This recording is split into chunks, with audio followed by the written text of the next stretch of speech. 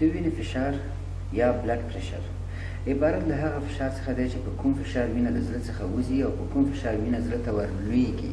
د وینې فشار یوازې کولی شو چې د وینې د فشار په اعلی اندازه کړو. په کاهل کس کې د وینې فشار 120/80 درجې د سیما په نظر کې نیول شوی دی. د وینې د فشار کچه په مختلفو عمرونو کې توپیر لري.